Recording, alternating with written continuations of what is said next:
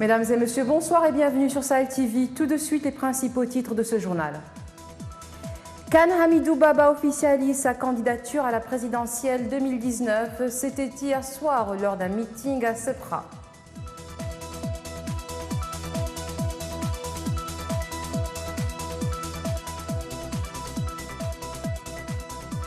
Le manifeste pour les droits politiques, économiques et sociaux des Haratin appelle à faire du 29 avril de chaque année une journée contre l'esclavage. Le mouvement prépare sa marche pour le lundi prochain.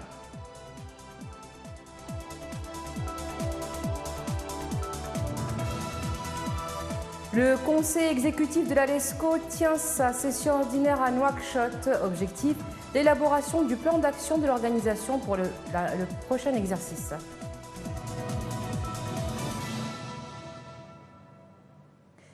Khan Hamidou Baba, président du parti MPR, a fait vendredi sa déclaration de candidature officielle à la prochaine présidentielle. Dans son discours, le désormais candidat à la présidentielle a pris un certain nombre d'engagements pour effectuer des réformes, dont celle de l'enseignement, la construction d'universités dans certaines wilayas du pays, l'amélioration des conditions de vie des populations grâce à une baisse des prix des produits de première nécessité dans le pays. Le candidat s'est engagé à garantir à l'institution militaire son rôle constitutionnel, celui de protéger les frontières nationales. Diagana Hamallah. C'était devant des milliers de militants et sympathisants que le Dr Khan Hamidou Baba a annoncé vendredi soir sa candidature à la présidentielle de juin 2019. Le candidat de la coalition Vivre Ensemble a étalé les grandes lignes de son programme électoral et s'engage à les réaliser une fois investi à la magistrature suprême. Poursuivant mon élection à la présidence de la République, j'organiserai des assises nationales où toutes les forces vives du pays seront représentées.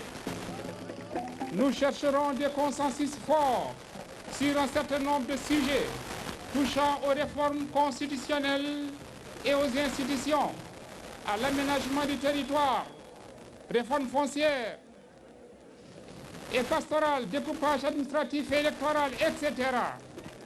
Des réformes visant l'éducation et la santé, mais aussi la gouvernance politique, qui sera assortie d'une charte de l'unité nationale et de la cohésion sociale. Le président du mouvement pour la refondation n'a pas manqué de rendre hommage aux victimes des années de 1989. Il a aussi rappelé la nécessité de mettre l'armée en dehors du jeu politique et s'est engagé à garantir à l'institution militaire son rôle constitutionnel, celui de protéger les frontières nationales. Le 3 d'avril, anniversaire des tristes événements de 89, de m'incliner devant la mémoire de tous nos disparus. Nous voici donc à nouveau à un tournant. Assurément, le tournant est historique. Ces élections présidentielles nous offrent l'occasion de réaliser une vraie alternance. D'abord, celle du retour définitif des militaires dans leurs casernes.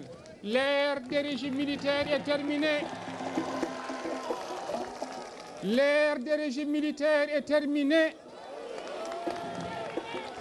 Si nous voulons la stabilité et la sécurité pour tous, il nous faut reconstruire notre armée nationale et nos forces de sécurité sur de nouvelles bases.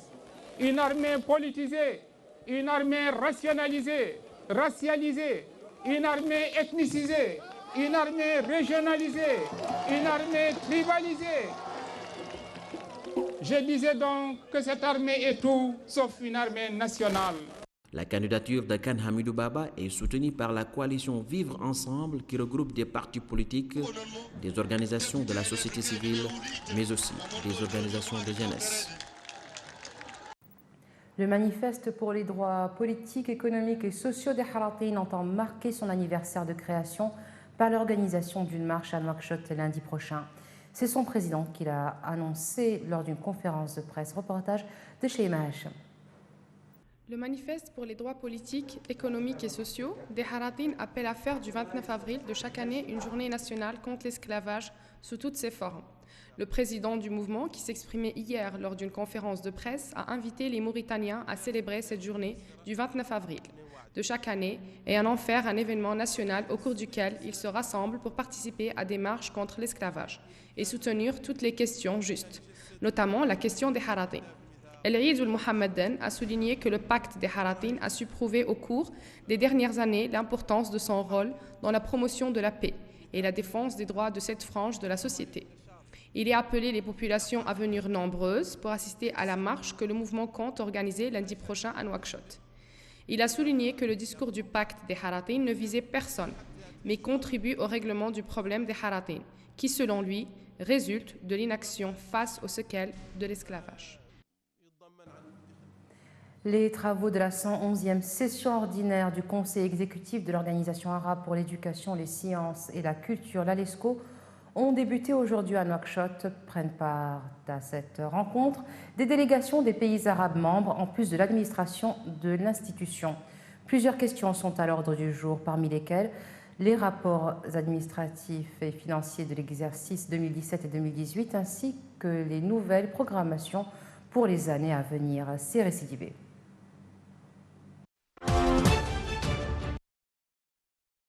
Pendant 2 jours, les participants à cette manifestation examineront la gouvernance du Conseil exécutif de l'Organisation arabe pour l'éducation, les sciences et la culture, ainsi que tous les sujets de nature à relever les défis qui se posent à l'institution dans un contexte mondial marqué par des mutations profondes.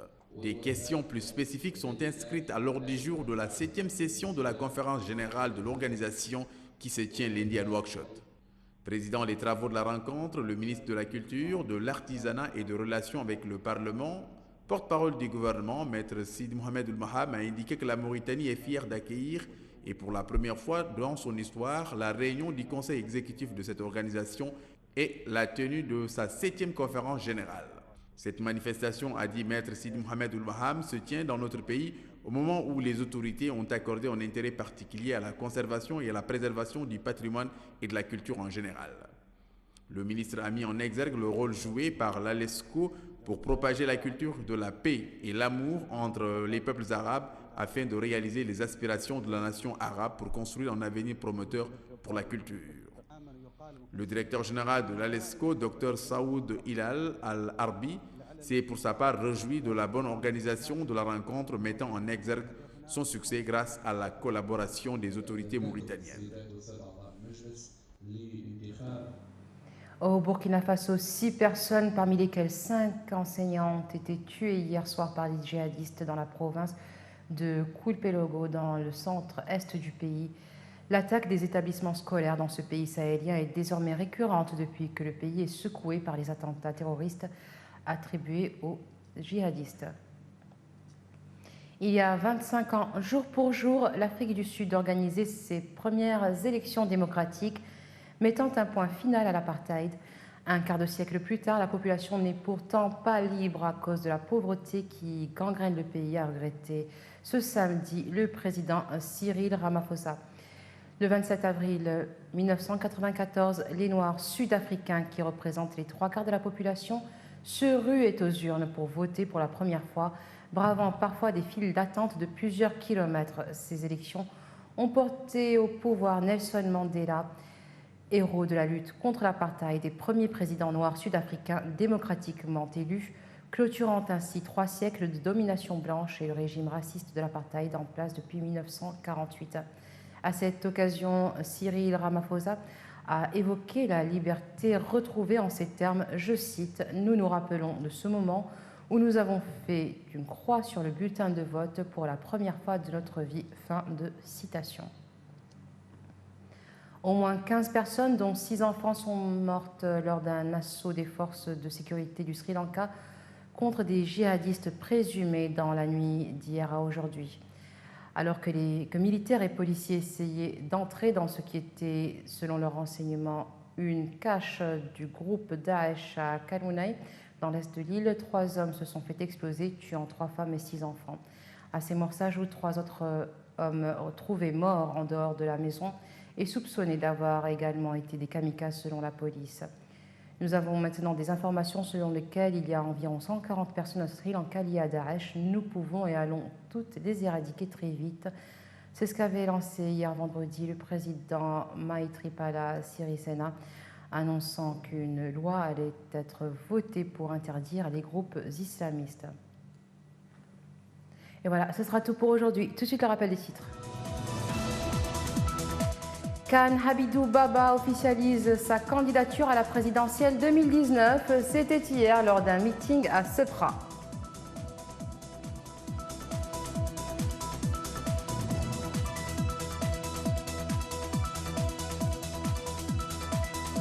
Le manifeste pour les droits politiques, économiques et sociaux des Haratin appelle à faire du 29 avril de chaque année une journée contre l'esclavage.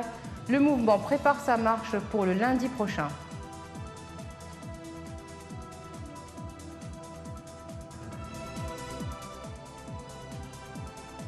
Le conseil exécutif de la LESCO tient sa session ordinaire à Nouakchott. Objectif, l'élaboration du plan d'action de l'organisation pour le prochain exercice.